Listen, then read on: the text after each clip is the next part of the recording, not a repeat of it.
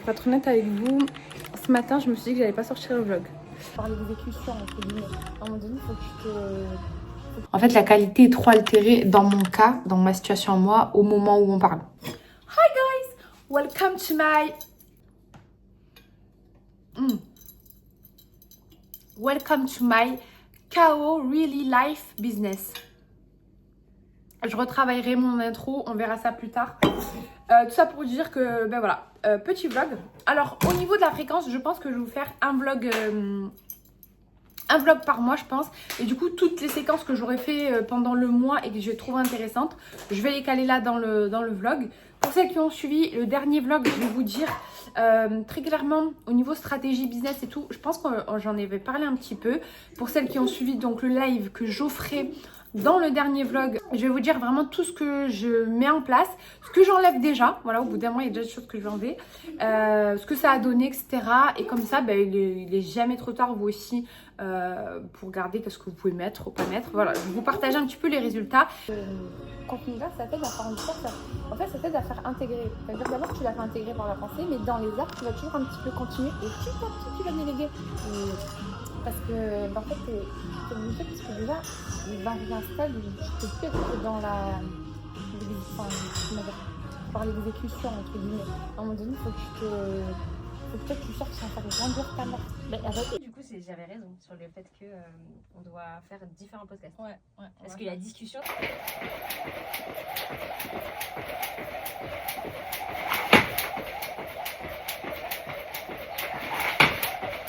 Donc aujourd'hui, on est, je sais plus quand, 27 janvier, je crois.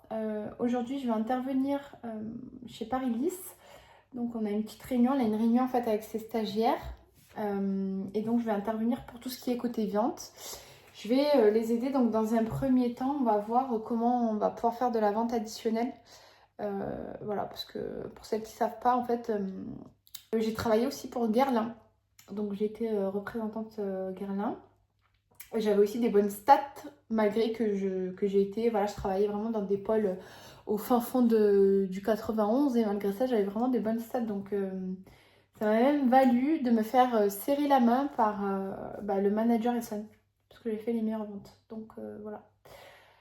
Donc j'ai vraiment de la valeur à donner en fait à ce niveau-là sur tout ce qui va être vente en produits physiques. Donc aujourd'hui c'est sur ça que va se porter voilà ma petite présentation. Si vous avez votre business, votre beauty business, vous avez probablement des produits aussi que vous vendez. En tout cas c'est pas le cas, je vous conseille fortement d'avoir vos produits à vous que vous vendez. Et vous aurez des conseils sur comment vous allez pouvoir vous aussi intégrer la vente de produits additionnels directement au sein de votre petite entreprise.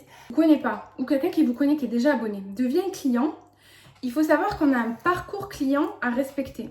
Mais bon, ça s'est terminé, là, mon contrat s'est arrêté et tout. Donc voilà, donc, je cherchais une activité à côté. Ouais.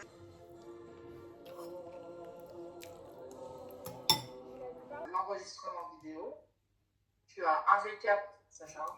Je fais une formation tricologie à l'intérieur. Parce que pour moi, c'est la base. خلعته في الغرفة. أحسنتي.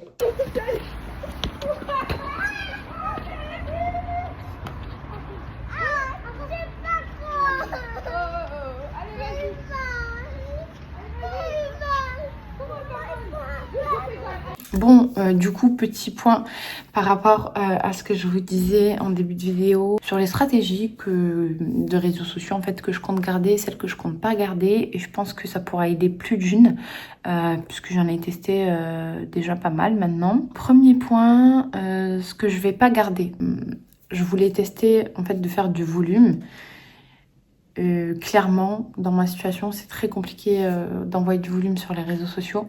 Parce que pour celles qui n'ont pas suivi du coup le dernier vlog où j'offre du coup un live, où dans ce live vous avez à peu près 1 heure de stratégie business en ligne, toutes les tendances 2026, et après chacun fait un petit peu comme il le souhaite.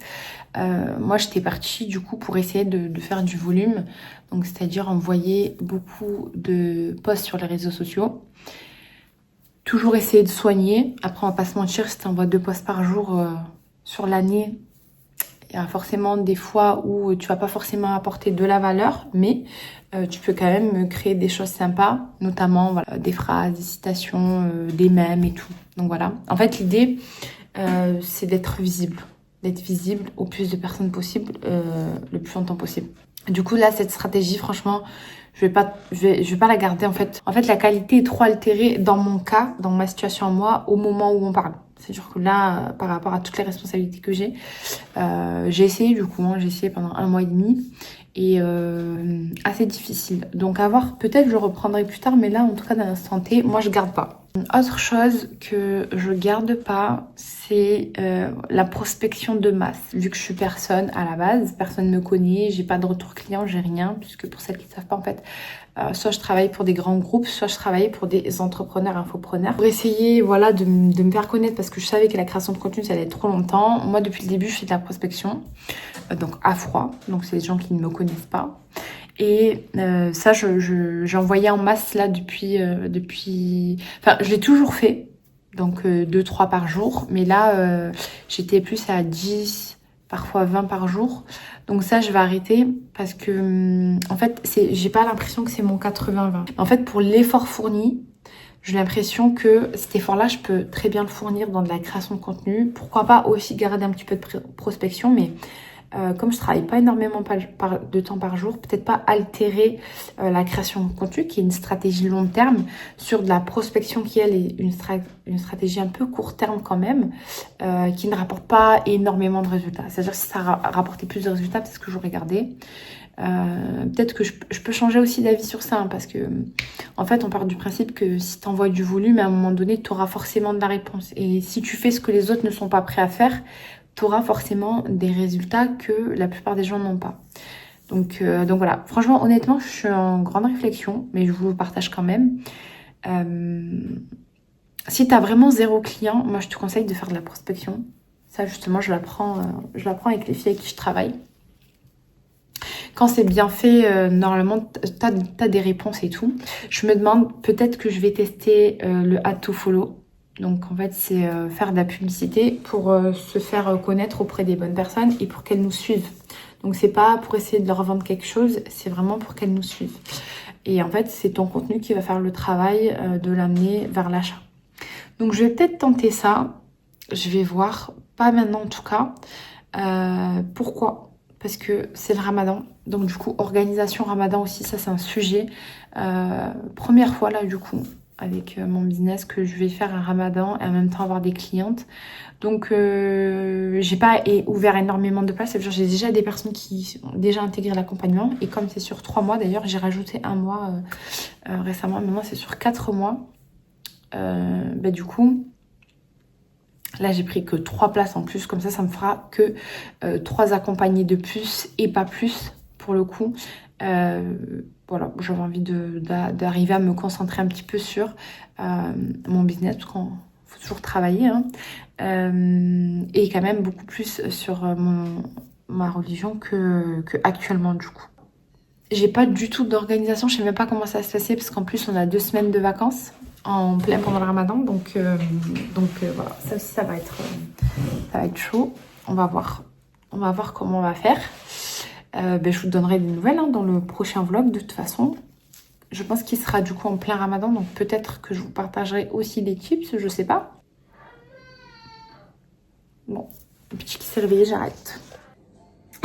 On est dimanche, ce vlog doit sortir aujourd'hui, j'ai déjà commencé un petit peu les montages hier. Et pour être honnête avec vous, ce matin je me suis dit que j'allais pas sortir le vlog. Je me suis dit en fait, je me suis posé la question si, stratégiquement parlant, c'est une bonne idée de faire du vlog lorsqu'on parle de vente, lorsqu'on est coach de vente, etc. Donc, je vous avoue que je me pose pas mal la question. Je sais qu'aux US et tout, c'est quelque chose voilà, qu'on peut faire et tout, donc voilà. Mais sur le marché francophone, je sais pas. Franchement, je suis honnête avec vous. J'étais à 2 doigts de me dire, vas-y, j'arrête les vlogs et tout. Parce que quand même, en fait, le vlog... tu laisses quand même quelqu'un rentrer dans ton univers, mais bien plus que juste sur des posts Instagram. Donc voilà, mais en même temps, moi j'aime bien tout ce qui est marketing de transparence et tout, c'est quelque chose qui me parle. J'aime bien aussi partager des choses et tout. Mais à un moment donné, voilà. Je suis pas influenceuse non plus. Donc voilà, honnêtement. Je sais pas, peut-être que ce sera le dernier. Je sais pas. Je vais voir. C'est vrai qu'au début de la vidéo, j'ai dit ouais, je pense que j'en ferai un par mois et tout. Je ne sais pas pourquoi. Là, ces dernières heures, j'hésite beaucoup avec ce format. Pourtant, je kiffe le faire, mais j'hésite beaucoup. Voilà. Dites-moi ce que vous en pensez. Voilà, au niveau, on va dire, posture, est-ce que pour vous, avoir accès comme ça directement à un petit peu plus d'intimité d'une personne, est-ce que au final ça vous bloque, surtout quand la personne fait du coaching? Parce que moi, pour rappel, je fais du coaching vente. Il y a du one-one, il y a parfois on tisse des relations quand même, mais voilà, ça reste toujours professionnel, mais quand même assez profonde. Donc, est-ce que ça inspire réellement confiance dans le processus des personnes?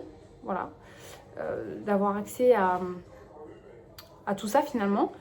Je suis vraiment preneuse de vos retours sur ça. Comment vous le sentez, vous? En fait, quand vous avez une problématique comme ça technique, vous cherchez un coach ou voilà, que ce soit un coaching business, coaching vente, n'hésitez pas à me partager ça aussi, votre retour. Ça m'intéresse vraiment.